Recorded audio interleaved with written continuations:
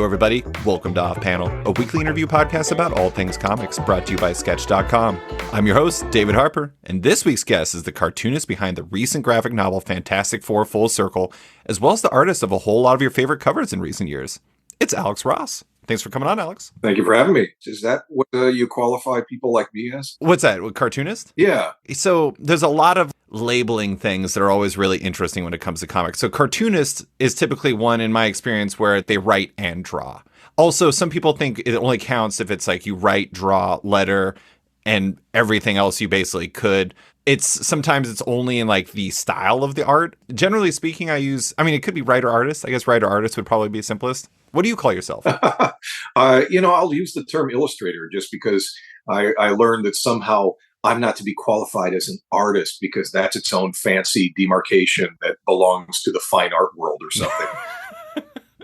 I have no idea. I just know you're pretty good at what you do, so good job by you. But how's the day going so far? Oh, just fine, just fine. I mean, maybe because I'm used, a pen and ink rendering in this particular book, maybe that can help to qualify me as a cartoonist in the traditional sense. Do you think it's just the painting? It's interesting that it would be illustrator in specific because it's like you look at, let's say your Wikipedia page. Basically, the 90s were just a series of wins by you for I think best painter or multimedia artist. I'm not entirely sure what a multimedia artist is to begin with. Yeah, I mean, I think maybe that kept the door open for when the computer started to take over in much of art making. Yeah. So you wouldn't call it a painter if they never used paint, but if the images look a certain way that's more rendered, maybe it is because of some new technical tools, and so they kept it open in that way. Yeah.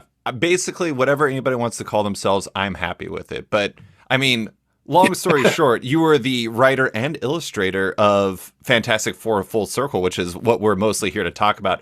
It is your excellent graphic novel from Marvel Arts, a combination between Marvel and Abrams Comic Arts, and it's a book that builds off of two main stories from FF history in Fantastic Four number 51, which, for listeners that don't know, is the famous This Man, This Monster story that also introduced the Negative Zone. And Fantastic Four Annual number 6, a comic known for being the first appearance of both Annihilus and Franklin Richards, albeit like an unnamed baby version.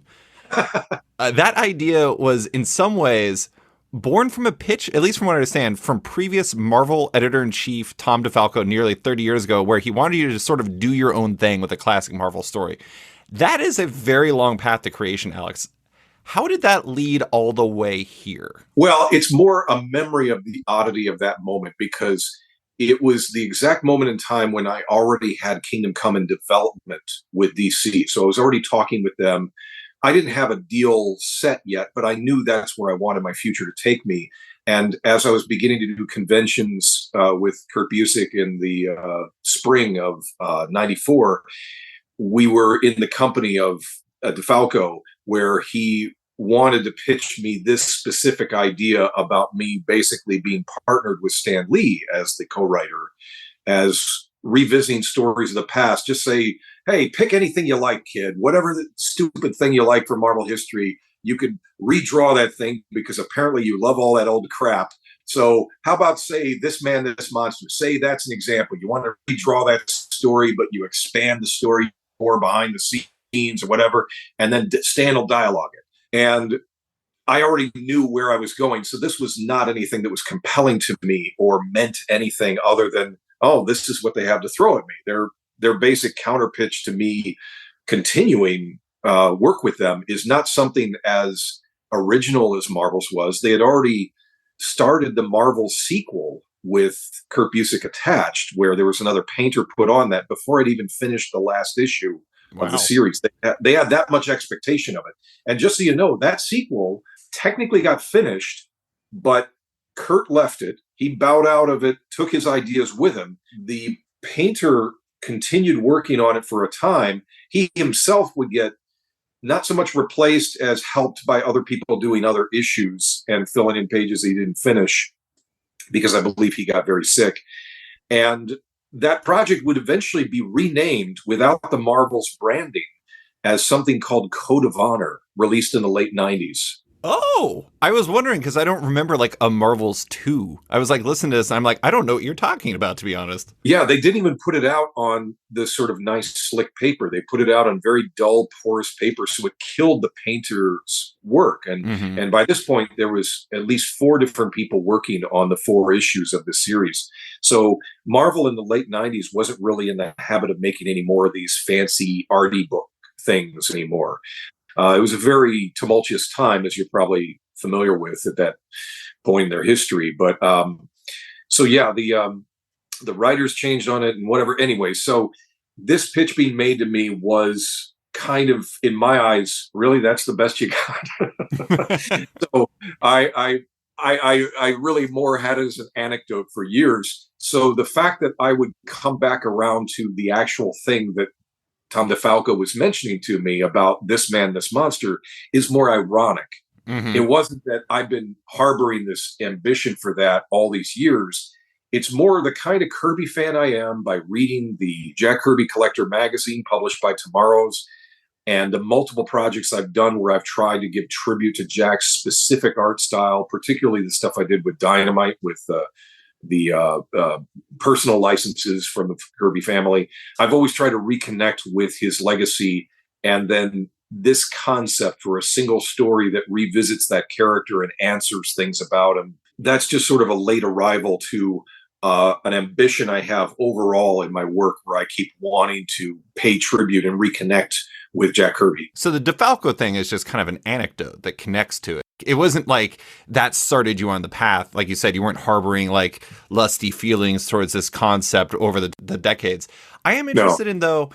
So if that was kind of like an anecdote that kind of, it didn't start you on the path, but it ended up being the general direction of what you ended up doing. How did this project in specific come together? And was the main thing that changed about it being like kind of like in terms of appeal to start with, to like being something that was genuinely appealing, was that the tribute of to Jack part of it? Like that was the part that really appealed to you about taking this project on ultimately? Well, you have to think in terms of approaching a story that was left alone for the most part for 50 some years, Yeah, where nobody rewrote it. Although, when I researched it well before I got into it, to find out, did somebody ever revive this character? And then you find out that there was a story done in, of all things, Web of Spider-Man in the late '80s that introduced a character who shows up, looks like the same guy, but with a goatee now, and it's his brother. of course. And find out the brother never found out what happened to his brother. And he's got a similar machine that will steal the powers of whatever kind of character to grant on to the person trying to transfer the power. He's got a plan where he's going to go after and get those bad FF people, except his plan is to go steal the powers of the Hulk Mm. somewhere. And this storyline leads to the maybe semi-famous thing of where Spider-Man becomes a Hulk Spider-Man. Yeah. And I have an action figure that verifies this, taken to a whole other level that Marvel Legends made. Anyway, so in that story, they established at least what the name of the guy was, but they didn't rewrite the effective fate of that character. So here, my approaching that material is having the audacity to say, you know what? I'm going to rewrite his fate. Look at that. I'm going to tell you something different happened at the end of that story. And that's the kind of sequel writing thing that we see happen in comics all the time now that I hate. I Hmm. hate it from every other writer who can't leave well enough alone, that you find out that, what do you mean the spider that bit Peter Parker went off and bit somebody else? What? Things like that you just sort of get tired of writers never leaving the history alone. And here I'm doing the same thing. Yeah, that is really funny. I love that this project is at least in part born from an idea that you were just kind of like unenthusiastic about, and then also kind of born from an idea that you were like kind of adamantly against. And you're like, you know what? I'm gonna do this right. But I will say it is funny. Like I'm gonna throw down some cards that I shouldn't admit. I had never read This Man, This Monster before I was prepping for this. I read This Man, This Monster for this, and I read Fantastic Four Annual number 6. It is interesting how, like, you're right, like that mining of old territory is a very common approach. But like the fate of the I forgot what the man with the brow, I forgot what his name is, the nice man with the coffee who stole Ben Grimm's identity. Which he didn't have a name back then, by the way. No, he didn't. No, and he does in your book, and he apparently did in Web of Spider-Man. But the interesting thing is like that storyline where he just is on a rock and is presumably going to die never happened. And then you have those very specific 3 panels from Jack Kirby that shows what that world could be like. And it's interesting that those were untouched areas. And I don't know, I mean, like, what gravitated you back towards those? I mean, like, how did you decide, like, kind of the makeup of the story you wanted to tell? Was it mostly artistic interest or was it storytelling interest? A bit of both, because I mean, the very nature of going into the negative zone is it's a artistic potpourri of, first you've got the subspace interface between going in there, you get all these black and white photographs of Jack's collage work that he liked to do, and he would do a bit of that in his time going into the negative zone. So you can pay tribute to that stuff. You've got great character designs like a nihilist that exists there. There's some of the monsters that were introduced in that annual that are awesome to be able to redraw. And I've gotten a chance before this project to draw a lot of these things before in other works I've worked on. So I know there's creative room to build upon, where here's this story that's got all this respect paid to it as a single issue of FF, not for the biggest storyline, because that would have been the issues, 48 through 50 that just preceded it. That's the biggest storyline. But ironically, the single issue most reprinted of the FF is 51, just because it's an all-in-one simple thing of like, oh, look at how unique this is. And it's a really weird, odd story that's the one that stands out as the best example of all the FF history for some reason. But the idea of messing with it, but while also treating it with this respect of, yes, that happened exactly the way you saw it. And to the way I described it, yeah, that guy blew up. That guy died, but he got better. Yeah. What was it? His negative energy crossed it with the positive energy and boom, but also not boom. Negative, what was it? Nega energy? Comic book magic. I love it. But, I am interested in, were you pitched a Fantastic Four project? Or were you pitched like a Marvel project? Like what was the shape of this when Abrams Comic Arts or Marvel and Abrams Comic Arts came to you? Well, there's 3 things total that build towards this. One is that I just had the inspiration running for some years of wanting to do a recast of the artwork of the FF and wanting to try and do the kind of package you've seen in what I've done here. That's what I was workshopping for a while. And there's images that have been printed before this work, like in the art book with Chip Kidd that's called Marvelocity. You can see samples of a lot of what I was prototyping there.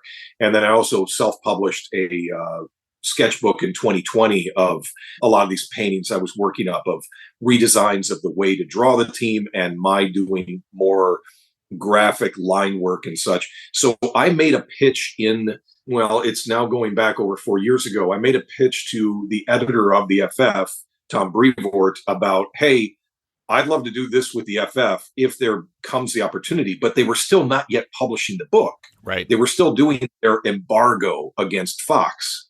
So anyways, by the end of that year, when I had made the pitch earlier in the year, hearing about the sudden news, I think it was December of that year, that, hey, Marvel's got a new editor-in-chief, as well as, guess what, Disney bought Fox, and that means that talk about the FF can resume finally. They're going to bring that book back. And as well as the editor-in-chief had contacted my agent about stuff to do with, what does Alex want to do? We immediately put it out there. I want FF. Give me FF. Well, they couldn't give it to me because obviously somebody else had it. And as I would have it explained to me eventually, it wasn't that they were picking someone else over me. He already worked it into his contract renegotiation that he had first dibs. So my pitch about what was an art aesthetic of getting involved graphically that way couldn't go anywhere. But this idea of the book you're seeing here in Full Circle is a concept that came to me immediately as soon as I heard this changeover and what I could pitch at the new editor-in-chief. I didn't get to the point of even describing the story as much as to say, hey, let me start this thing off with a big first issue that's all me, and then we could get lineup of other talent that all do a series of one shots starting issues 1 through 4, where of course they're going to start with new numbering 1 through 4. I figured I could get Steve Root on board, maybe Bill Sienkiewicz, maybe, name, I obviously had some ideas of different talents I could reach out to hopefully rope into this, where you could put big names onto the FF to draw attention to them again. And we would come in with this giant push of like, the FF are important, everybody jump on, this is an event. And as what would happen, I was shot down. I was told, nope, that can't happen.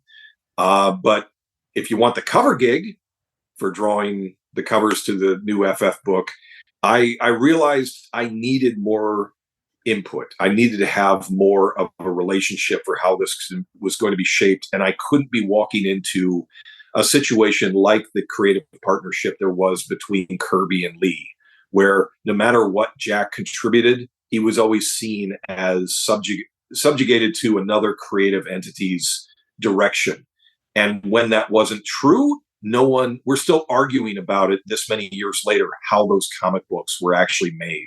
Who did what first? What amount of creativity was Jack's versus Stan's, and so on. And I wasn't going to put myself in that situation. So I harbored the ambition for this with nowhere for it to go. So a year or two later, they're building towards the anniversary. And this is effectively the third thing that's happening, which is I'm being told, hey, do you want to do any special project for the anniversary? And that's where I pitched this again, but to be really special for me to really invest my time into, and thinking that this is going to be a major part of my life. I want to be part of something big.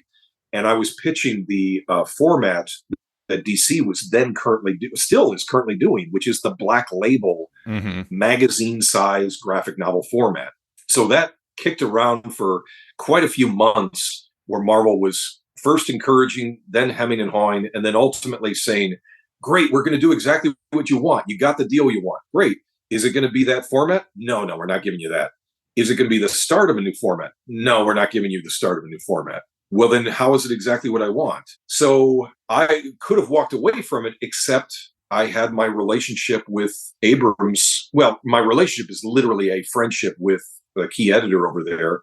And they already had a work deal with Marvel on publishing multiple books with their licensing. Mm-hmm. And we were able to put these two ambitions together. And Abrams stepped up to the plate to say, yeah, we'll fund this. And here we are.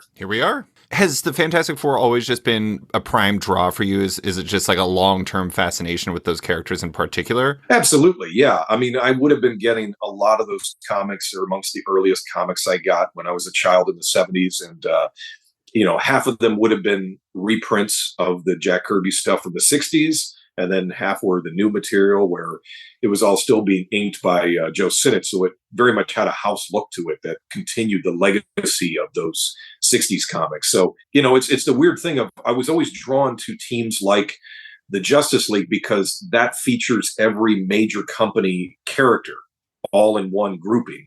And you would think the Avengers are the equivalent of that for Marvel. But here's this one team where they don't just cross over into all these other solo books, but they are the most important thing from where Marvel springs, and when you start to learn your history of how this company began to take shape, everything that's important about Marvel as a juggernaut of creativity, the whole House of Ideas thing, it's all built upon that one book.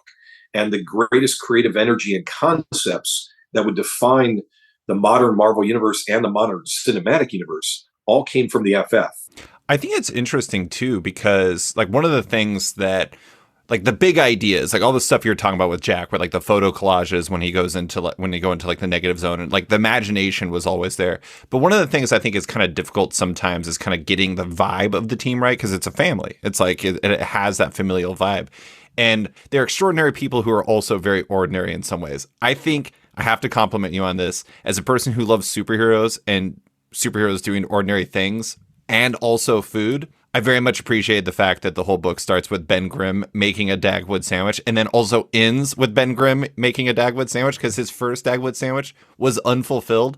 And like, as soon as I saw that first page, it's the second page technically, I was like, I am so in on this, because it felt right. Ben Grimm's totally the type of dude who's going to make late night sandwiches that are ill-advised of size and timing. But I did want to ask about the characters and getting their voices right. Like, what was the key to that? Did you feel like you already had a grasp on that because you were a fan and you had so much experience with them, or was that something you had to fine tune? Honestly, I guess I just sort of felt like I'm going to trust myself and think that my familiarity is going to carry me through. Plus, I had such an agenda in mind of things I wanted to get across. Like, just getting the voice of the thing right is something that, man, when you grow up listening to them on power records from the 1970s or cartoons of the same time period, you have this thing built into your brain. Plus, he's an archetype of so many different types of people you've seen in television entertainment for decades. I was ambitious to want to define Reed as this lead figure that I could see he was in that original book. And for most of the FF series, from either the 60s to the modern age, you read that book, it really is Reed's book. Reed's the lead. Yeah. It is an interplay between the other personalities, but none of the stuff happens if not for by Reed. And he's a sort of traditional archetypal lead hero character, but he's also the embodiment of all the creativity that an artist can give to create in terms of, he's not creating imagery, he's creating these new opportunities, new devices for them, the opening into the negative zone, all that stuff is his artistic creativity. So he's the perfect kind of artist metaphor, is the way I feel about him. But, I also knew that I wanted to write Sue differently than the way I felt other people have. And that's not an ambition that's completely my own. Pretty much for the last 50 years, everybody has felt like, well, you got to write Sue differently than the way she was in the 60s. And mostly I just want to get across the idea of, you know what? They're a couple that get along.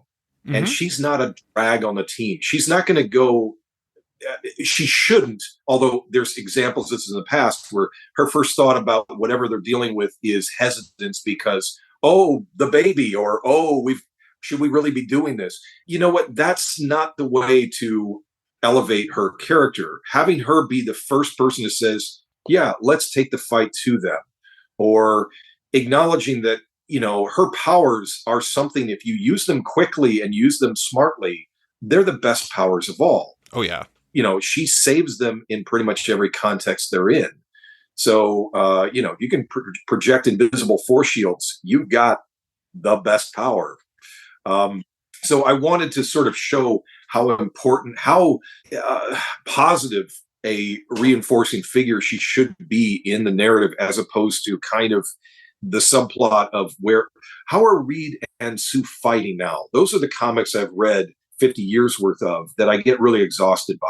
Yeah. And I want to give a sense that this is a family that works. I think you really accomplished that. I mean, it is interesting reading that and then also reading the previous stories. I am by no means going to say that there's anything wrong with this man, this monster, or FF Annual 6, but even Reed's pretty mad in FF Annual 6. He's just yelling at everybody. I mean, he's stressed out because Franklin's coming and there's all this stuff going on and he's got to find this cosmic rod to help everything out. Very, typical stuff. But at the same time, it is interesting because it feels so extreme. Some of the characterization feels very extreme compared to how it's been nuanced over the decades and everything. I did want to comment about the representation of the artist part of Reed, because one thing I really like at the end of the book is, and I'm not trying to presuppose things that you were feeling or thinking as you were doing it, but there's this line from Reed where he says, "I wonder what it all reveals about a guiding hand over our lives. Are we merely playthings to some greater forces?" And I was like, oh my God, that is so meta. I'm Reed is aware of the creative hand over him. How is he doing this?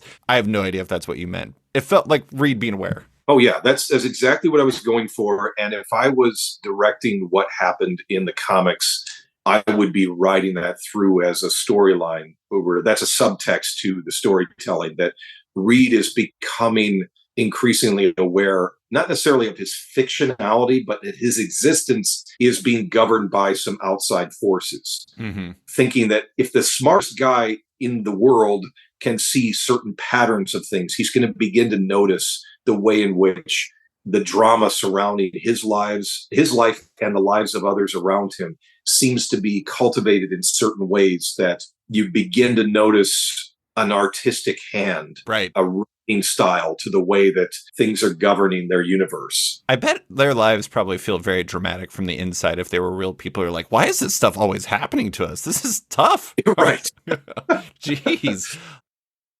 I wanted to ask about, let's say, theoretically, in a very comic book sense, there's an alternate universe where Alex Ross tackled this project 30-ish years ago because Tom DeValco pitched it. You're like, maybe not Kingdom Come. I'm going to do this book to start with.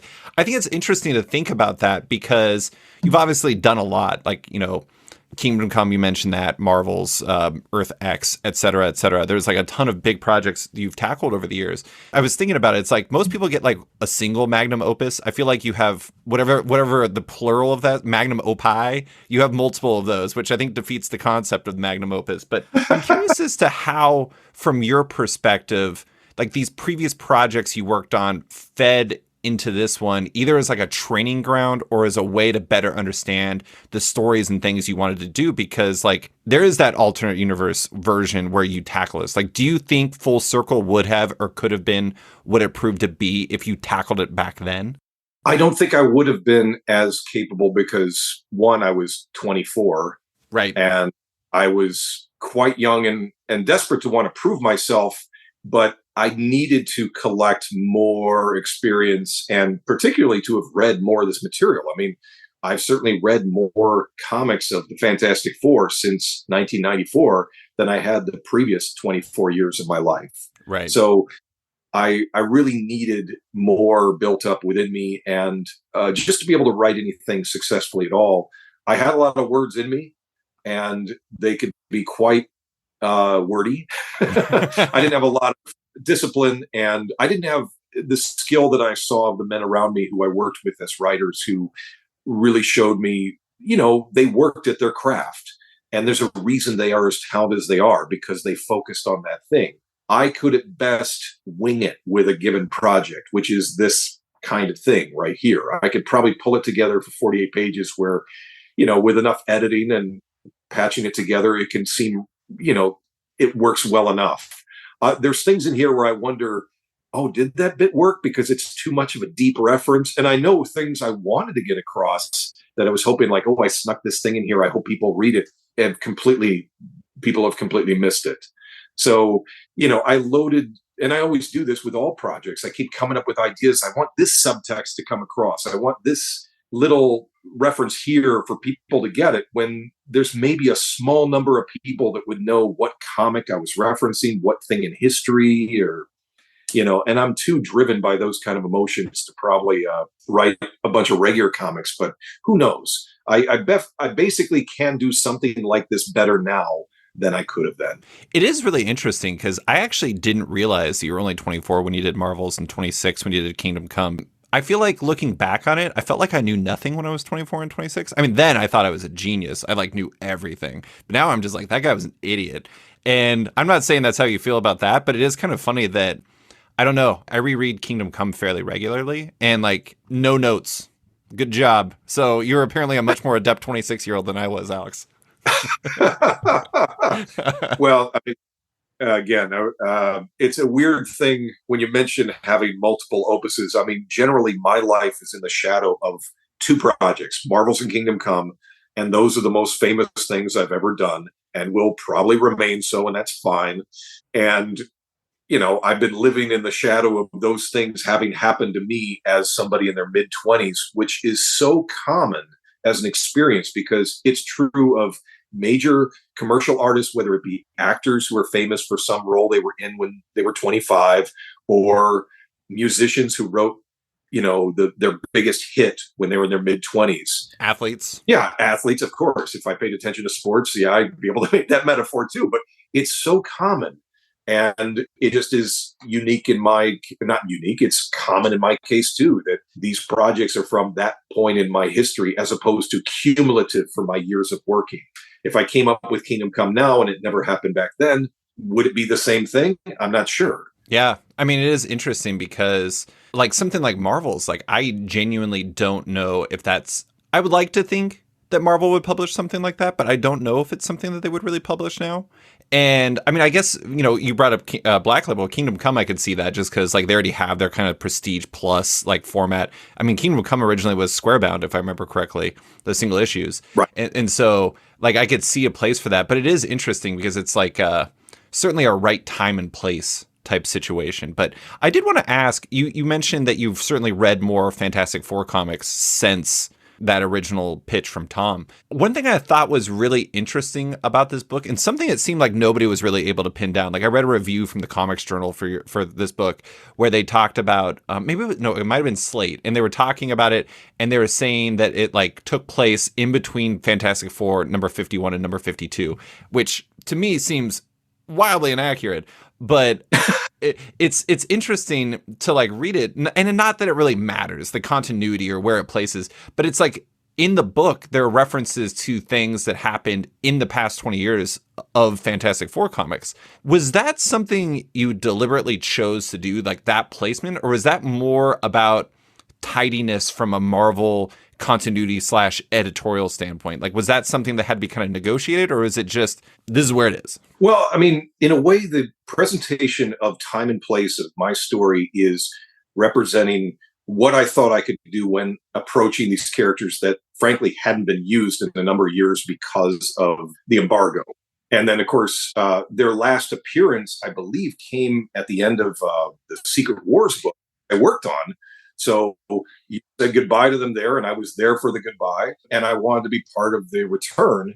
I kind of was, in the fact that like I'm there for variant covers for the first relaunch of the new FF book, as well as the issue where they marry off Ben Grimm to Alicia. Mm-hmm. So I'm visible in and around this time period, but I knew I didn't want to do what they were doing, which is elevate the kids to teenage as well as make them a functional part of the team. Like, then that loses the whole number 4 thing, which I understand about progressing into the future. But you know what? At this time, we've got Hollywood paying attention, and these guys are going to eventually get this into the MCU. And the problem is they keep looking at what happens in the current comics for too much inspiration. And that winds up having an outsized effect upon the narrative of what they build. And I think you got to focus on the core versions of the characters first without getting distracted with too many other associate characters taking lead status.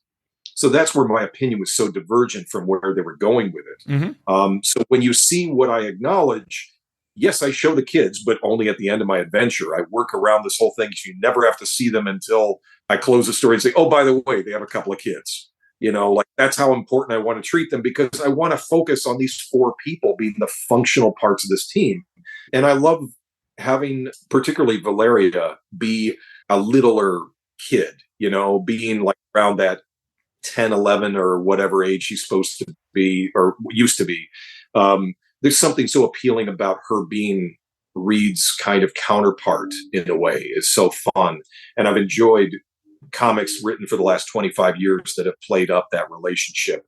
So I want to acknowledge that, as well as I do acknowledge that Johnny did get stuck for a period of time. He was considered dead in the negative zone, and that Annihilus had done this invasion of the real universe with this Annihilation storyline. So I throw those little things in there to say, oh, you know what? The last 20 years of continuity have happened. Yeah.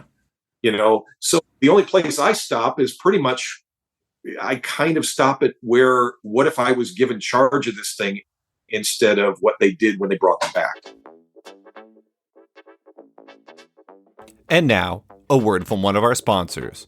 You may have heard of Zoop, the new crowdfunding platform, and they have some amazing comic campaigns running now, including Faceless and the Family from the Eisner-nominated Matt Lesniewski, The Whistling Skull from Tony Harris and B. Clay Moore, which continues their work on JSA Files and DC Elseworlds, and The Completed Saucer Country, an omnibus collecting the whole series from Paul Cornell and Ryan Kelly. Better yet, with Zoop, there are no buggy add-on pages and surveys after the fact. You simply throw rewards and add-ons into your account and check out.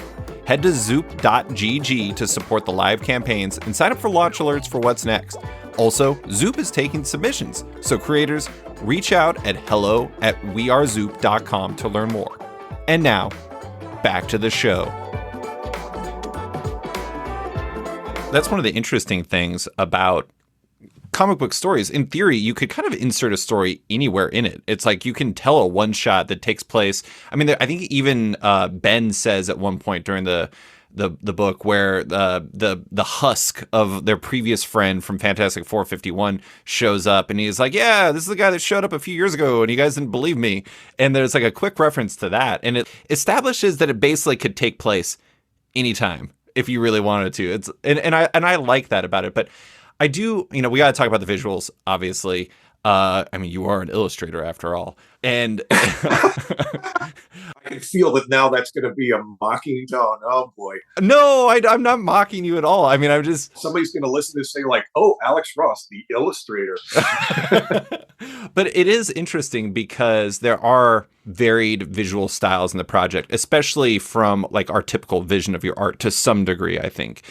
And like from what I read, a big part of the reason why you wanted to take on the project initially was because, and I quote, you wanted to put your skills to the test as a traditional comic artist with pure line work and flat coloring.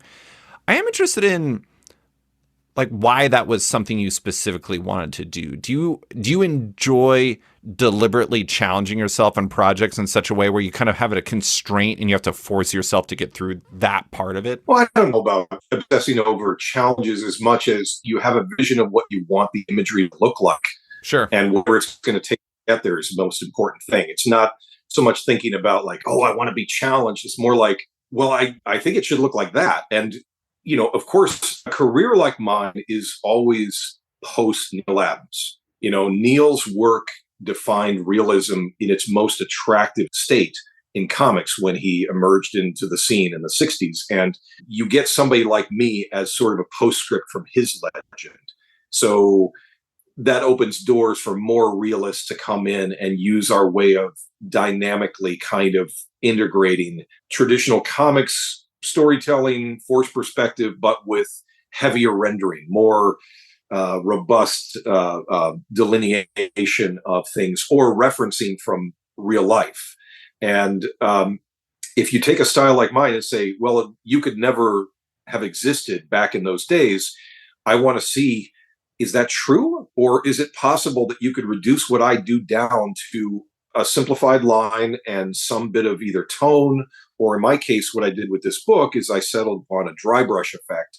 Instead of learning how to use cross-hatching and line work that would shade a form, I basically just used the side of the brush when it's kind of got the bristle spread apart, and you brush it across the surface, and you're effectively getting a halftone.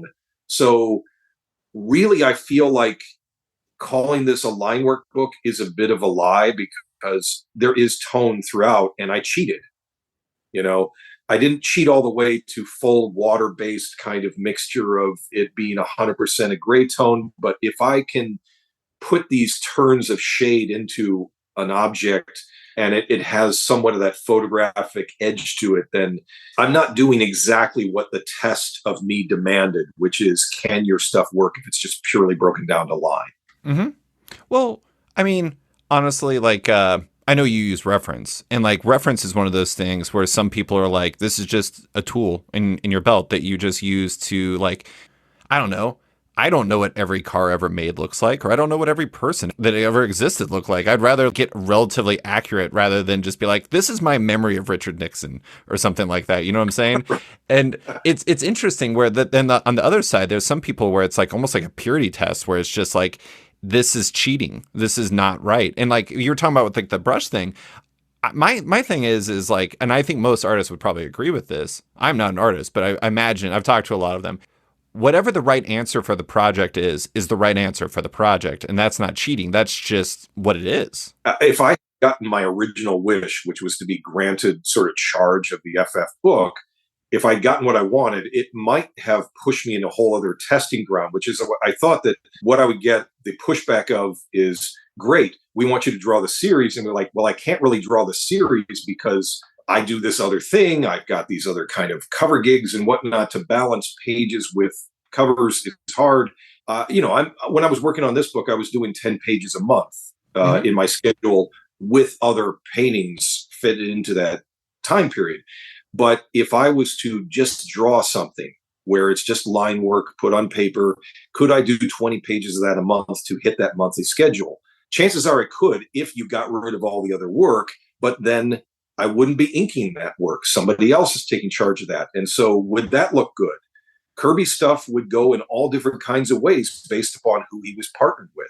Is it possible I could be partnered with a really good mixture? Maybe it might have been possible, but you wouldn't get the obsessiveness of what I was doing in this book.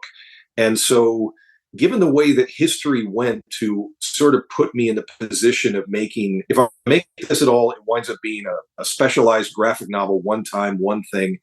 Um, all the indulgences I do of having reference for everything is something that can't work if you're working on a tight schedule. You could do a little bit of it maybe. I mean, we see artists using computer models to base some of their poses on now and build their artwork up on outlining these figures that are built out of 3D models and whatnot. And it's very similar to the way I work, except, I'm taking photos of either a human body doing stuff or of sculptures doing the material that I'm then building the final drawings off of. Um, I wouldn't necessarily have that kind of time if I was doing a normal schedule. And I don't know if I need that test in my life. I think that fate's kind of stepped in to say, you know what, you were meant to obsess over every single page because that's your brand. Yeah. And that's what I bring to comics. So as far as whether or not I could be like a regular guy in the trenches making a monthly comic book, history doesn't seem to care. No. The forces of the universe were not guiding me towards that, even though I kind of opened it up to say, hey, maybe that's where I should be. And it turns out, well, no, Yeah. apparently not. Is there a photo reference out there of you making a Dagwood sandwich? Yes. I love it. I love it. I hope it was really good. Yeah, I grabbed everything, did that pose that you see there in the shot just to see what could you load up in your arms that would look right, that would look like a ridiculous amount of stuff to carry out of the fridge at one time. I imagine for me, it would just be all of my muscles flexing just like constantly because there's just so much stuff in my fridge that I'm jamming in on the sandwich. But it is interesting though, because like the reference stuff, it's just like, I don't know. I mean, I think sometimes some of this stuff is just misunderstood because it's like, it's just about achieving verisimilitude. I don't know if that's an overly dramatic word for it, but it's like you don't want to be like totally off base. But I am interested in the process for this because there's a lot of interesting looks to the book, and especially in terms of colors. Like the stuff with Janus or Janus, I don't know how you actually pronounce that. The negative zone enemy that they run into is like straight out of like Blacklight Nightmare Fuel for me. It's like there's the scene where his head is surrounded by all these monsters. I'm like, nope. I don't like this guy. Check it out on him. But like the flashbacks, they feel, it just seems like you had a range of kind of styles and color choices you were making as you progress through the story. What was your decision-making process for that? Was it mostly just feel-based, based off of like what you're doing at that time? Or was it mostly built off of what kind of came before to some degree? I would say what came before, and I don't mean strictly the comics of the 60s, because in that way, I'm kind of tying into the spirit of the era. And if you're going to make a connection to the era of black light posters, that's actually really the 70s, the early 70s, you know. So what I was building off of a lot of influence is from contemporary comics with a lot of current draftsmen who are really incorporating a lot of hot colors and flat colors with a lot of their current comics.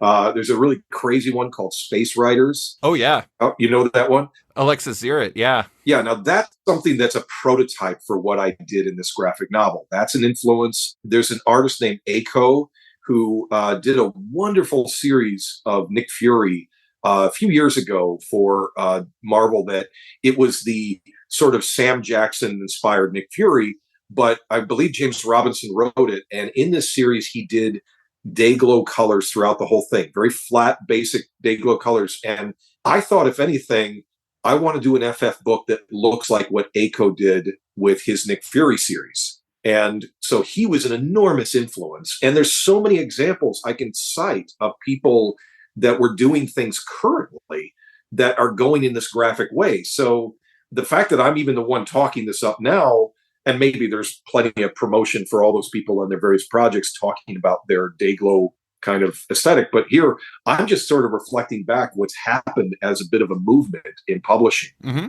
You know, this is kind of a odd distinction. I would hope this is always true, but was part of this project just you having fun and just you like riffing? I mean, I would hope it's normally fun. I mean, I don't want to make it sound like your job's a grind, but it's like it is a job. But it seems like a lot of time, like a lot of this was just you being like, you know, this would be cool. Like, what if I did ACO? What if I did Space Riders? What if I factored that into my thinking? That's interesting. Well, I mean, the problem is that the job needed to get done for me because that stuff was in my head for so long and it was driving me crazy. Mm-hmm. And I just needed to get it out because there's no reason for this FF book to exist. Nobody was demanding this of me. Nobody needed me to go visit the FF. I mean, I don't know what people expect me to be working on, but this wasn't it. This isn't fitting some hole that I'm normally supposed to be in. It's just that for me, it was about almost exercising a demon because I kept becoming obsessed with the FF of like, I've got something to say and I've got to use these kind of color aesthetics and the line work, and I've got to connect with this stuff in a way that I see other people doing, but I got to apply it to this material. And I also felt like my particular I can't even pronounce the word. Verisimilitude. I'm never going to use that word. Richard was always using that in reference to how he made Superman. Mm-hmm. You know, that was his whole guiding principle with it. So, and, you know, that's pretty much what applies to people like me. That's where you're applying a veneer of realism to elevate something that is fantastic and to make it feel more grounded, more real, or you know, more vivid. I mean, if anything, artists like myself, of which there's a number of us that put in that extensive graphic rendering, people like Lieber Mayho, you know, we give you all the kitchen sink thrown at you. Everything we can imagine putting in, we put in. J.H. Williams is another one of those. There's so many of us, frankly. You know, we just go overboard with that stuff. And here I'm figuring, in my case, I've got to like hold back on something, hold back on the amount of rendering you can do for favor of some simplification. And that's where the flat colors were especially helpful to see how well will my lines match with just flat color representation. And even then, the flat colors are still trying to keep to a limited color palette. Whereas you notice in the pages, there's a lot of monochromatic approaches in a majority of pages. That too is a contemporary reference, influenced by a lot of what I see people doing in graphic novels today. But also there's a lot of examples of how the coloring in the early Marvel comics were. I'm forgetting the specific man who did it, but the fellow that colored things like the first FF, as well as a lot of Marvel 60s comics, he would have secondary panels that weren't necessarily the thrust of the main action, suddenly become very color coded, like, you know, he decided to use only blue on this panel for the figures or something. And it's weird to realize there was that sort of level of experimentation going on in that time period. Yeah. Stan Goldberg, it looks like. Thank you. Yes, that's the man. Yeah. Actually, if I could cite another influence just on the same level, in probably late 60s, early 70s, working with Neil Adams on his Batman stuff and many other things was Jack Adler, who was the colorist. I think he was a designer working at DC. He was doing all that stuff we saw with Neil's stuff that actually elevated it a lot. And so I was studying those 1970s Batman comics that Neil did to try and pick off whatever I could from the influence of that color palette and the way that Jack Adler would try and actually shape and shade things in a way that the very limited technology of the time limited him to. And by the way, he is also Howard Stern's uncle. Oh, all right. Then. Was Howard Stern's uncle. Yes. So I do think it's interesting because the color, you've referenced color a number of times as like one of the big influences. And it's interesting because color is one of those things that's naturally inseparable in my mind from your work because paint. I mean, it's just one and the same. Josh Johnson was your co-colorist. They also designed the book, which I thought like great for him on that skill set. How did that affect the book? Because like I cannot imagine that you don't think of things in color as you're kind of doing it. Like, how did Josh help this project? Well, he helped by not being a full-time colorist. That's not his discipline. That's not his world. He's worked with me as a graphic designer for many years. He used to be employed at Dynamite, and then he went independent. Ever since, I've been sending my original paintings to him to scan, and he uploads all my digital files for printing. So given that he can do all these other things of composing finished work with following my color guide. So I did markers on copies of my pages to show exactly here's where these colors go. And even I wrote out the names of the colors I was using, at least from the Prismacolor marker set I have, so he could see if he could match those exact colors by code and whatnot. So he didn't have an agenda or either an ego or a style of working that I had to work around or partner with. I could pretty much get what I was after with his collaboration. And then he also was able to formulate that dot screen effect that's laid within the pages, which seems unnecessary as an artifact, but actually without it, the pages seem very overly vibrant and almost too modern in a way when we didn't have that effect added in. So we almost put it in as a bit of almost a visual noise that breaks up the utter flatness of what the colors look like without it being incorporated. So it is a bit of a pop retro kind of thing that communicates a little bit more of that 60s throwback feel and early comics technology. But I know by working with many other talented colorists that they can do great things, but adapting to exactly what your vision of something might be doesn't necessarily work out when you try and tell somebody, throw away what you do, what you know, and do this thing instead. I've tried it. It doesn't really work. And now, a quick word from our sponsor. It's Bad Idea, and they are back. And this time, I really mean it. It's Bad Idea 2 Part 1, which sounds crazy, but hear me out. This first wave of 7 titles with 15 releases includes fantastic creators like Ramon Villalobos, Tamara Bonvillain, Joshua Dysart, Alberto Ponticelli, and more on superbly titled comics like Escape from Wyoming, a future winner for the best named comic Eisner. Want to read those titles and more? Presumably, at some point, visit Bad Idea's site and find the Bad Idea store nearest you and make the magic happen. And now, back to the show. So I did an oral history on that Secret Wars event that you worked on, that did the colors for, and I talked to Esad Ribic for it, and also the colorist, Yves Sorosina. And it was interesting to talk to them. I talked to them before for this another interview I did with Esad about his work on the Thor books.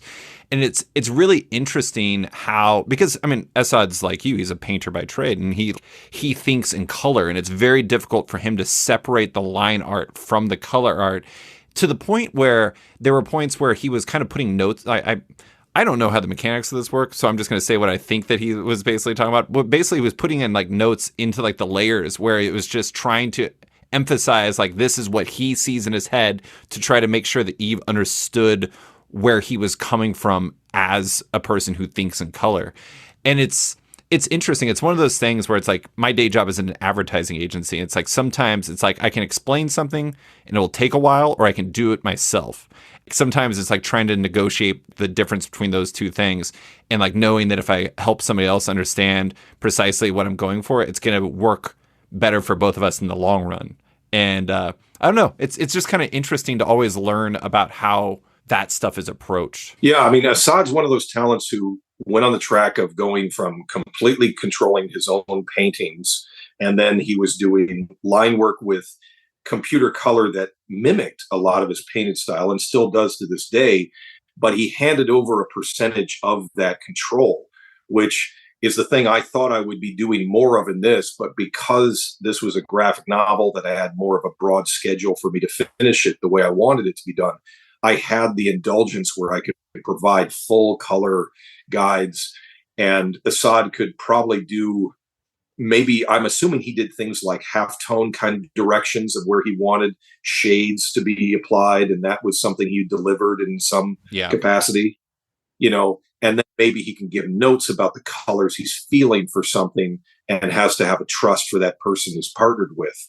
I thought I was going to probably have to go that way, And luckily, because Josh was very amenable to working the way I did work, I didn't have to have necessarily this difference of minds and talents that needed to meet in the middle. And you had experience with each other, it sounded like. Yeah, yeah. I mean, we've been working this way for a long time. But again, if he was a colorist with his own particular view of things, I know that it'd be hard to just tell him, yeah, but forget all that, do things this way. And the majority of colorists working now, they work with shade and they like to go in there and shape an object. Mm-hmm. And that would seem to be a good fit for my work, except that, well, that's what I do as a painter. If I'm going to translate what I do into, pen and ink, and then the color that comes on it then begins to shade that work, you'll ask yourself, why did you just paint it? Yeah.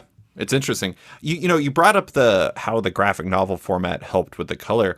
I am interested in, you did originally pitch this as a regular Fantastic Four title at Marvel, albeit in a much different shape. It ultimately became a graphic novel. How do you feel that format changed the project? Like, do you feel like, besides the fact there had been like multiple artists on the single issues one, do you feel like it would have been dramatically different as single issues? Oh, yeah. Yeah. I mean, for one thing, I don't really have a lot of faith in the paper stock that you were going to get from a traditional Marvel book. This is premium. This is great. Yeah. And of course, there's something special to going into a slightly different size format with the page scale and everything. I feel like all those things grant a certain elevation. And the last time that I had interiors in a comic wasn't that long ago. It was a sequence that I painted in an anthology for Marvel called Marvel.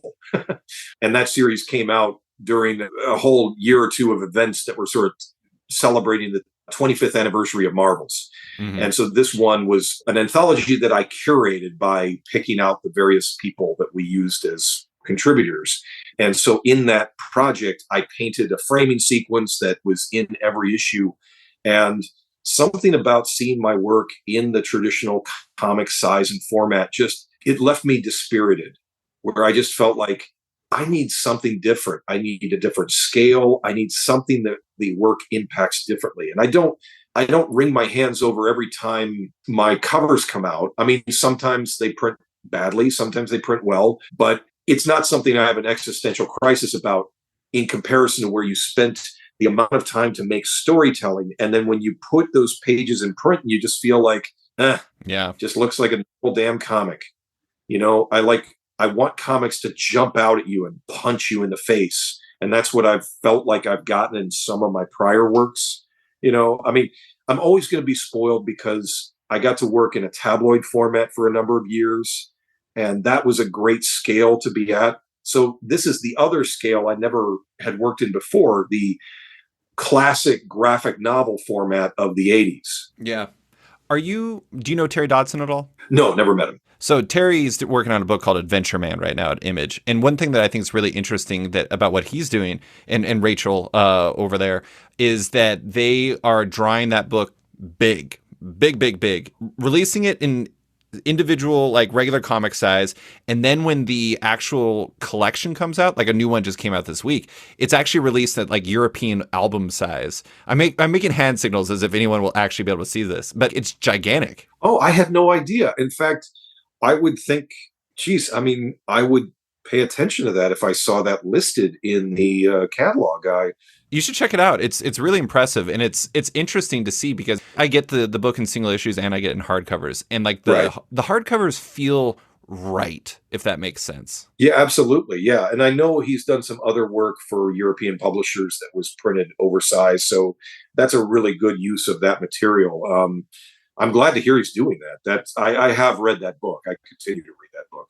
It's very cool. Yeah, you should definitely check out the hardcovers. But I just have a couple more questions to close. I do think it's interesting because, you brought this up yourself. It's just like there's a part of you where it's like you're kind of always competing against like yourself in the 20s because people remember that the Marvels and Kingdom Come. But lately, you've mostly been working on covers. Like that's what most people probably see your work as. Like, for example, you did a run on Immortal Hulk, which was just astonishing throughout. And you do a wide variety. You actually did a Stiltman or an Iron Man cover that had Stiltman on it, which I had like 400 people send it to me because I'm like this weirdo who just loves Stiltman. You actually, I got worry about Stiltman though.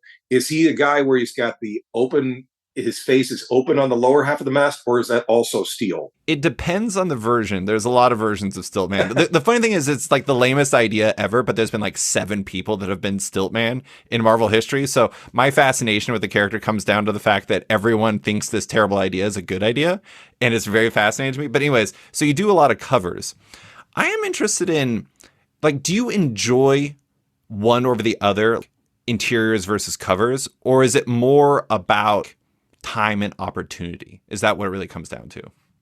Probably a bit more time and opportunity. There is something that you can feel a certain elation of creating something that you think is building to a larger whole, building pages that are part of a storyline that you think is going to be appreciated by a broad number of people. So it's not about just having a cover out there every month. But realistically, I've gotten that experience a few times in my life where it did seem like people did follow what you put all that time into. And then I've worked on things where it did feel like, hey, nobody saw this thing that you did all those pages for, so I know every time I'm doing my covers, well, somebody's seeing this thing because it's on a book that has a general following. Whether I'm there or not, you're going to read Spider-Man or you're going to read Hulk.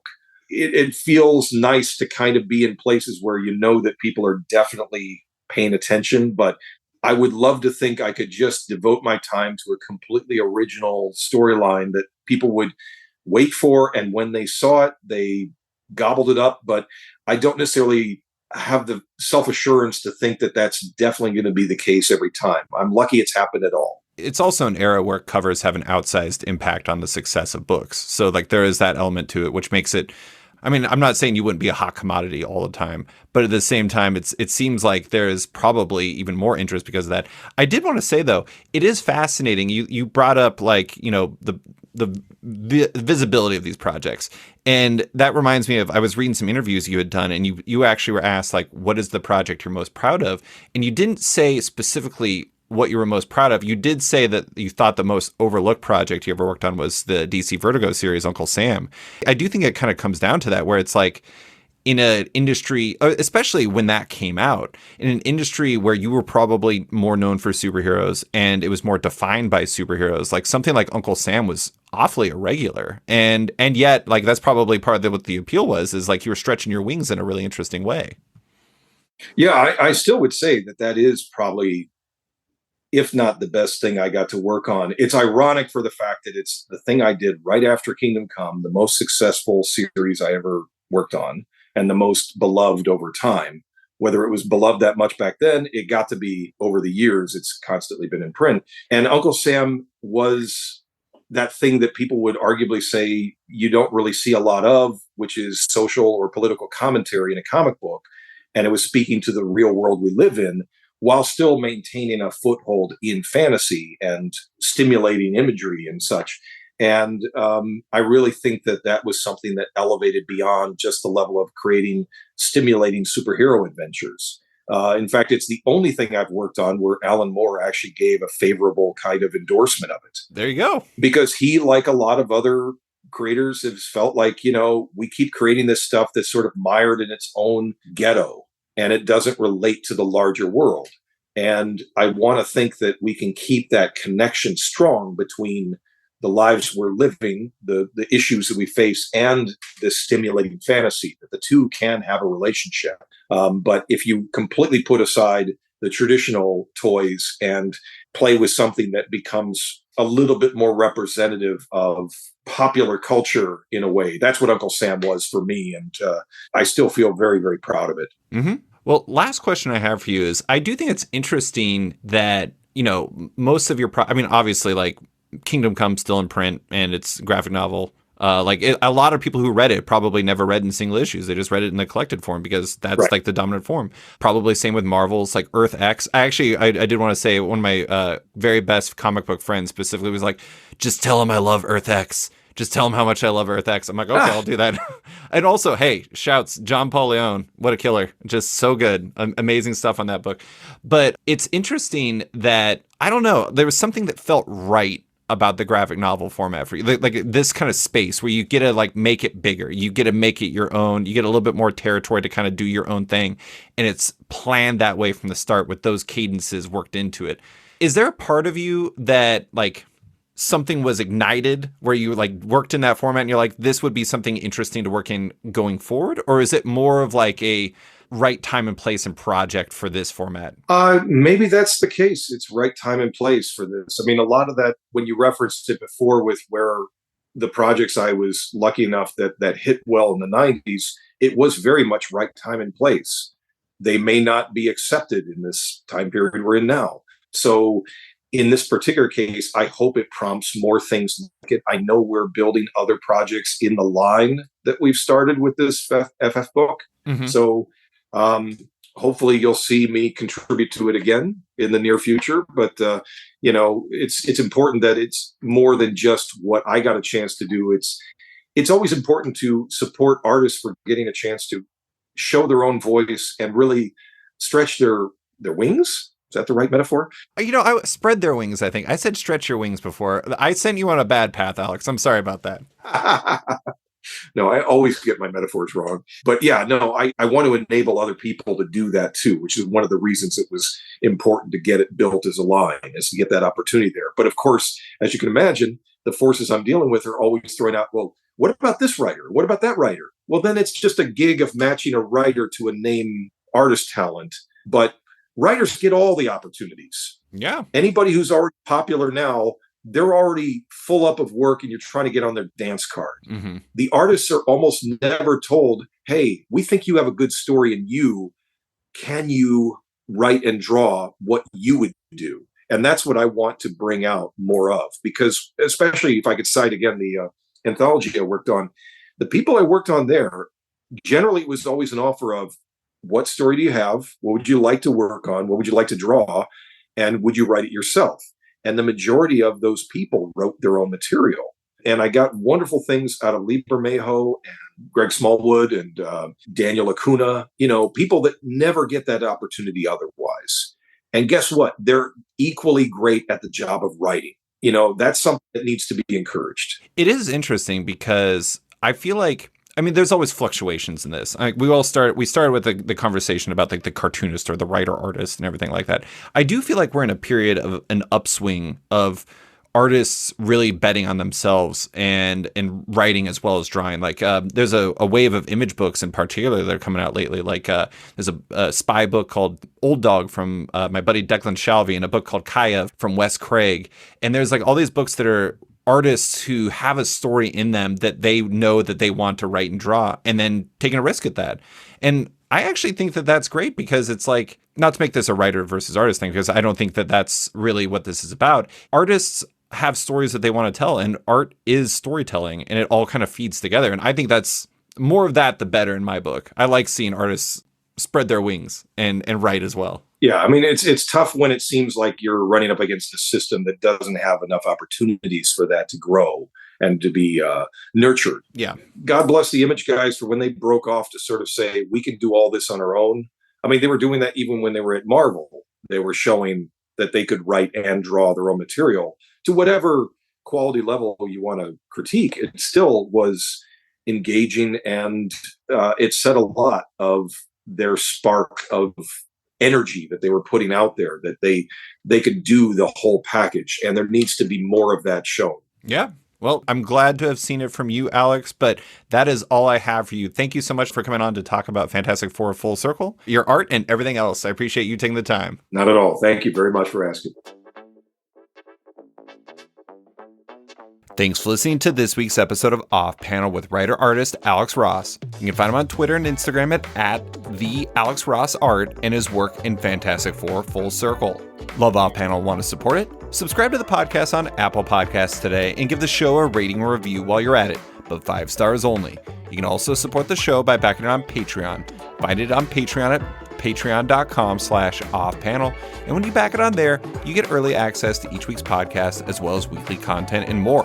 Want even more? Subscribe to my subscription comic site, Sketched, at sketch.com for long-form articles, interviews, and the rest of the site's content.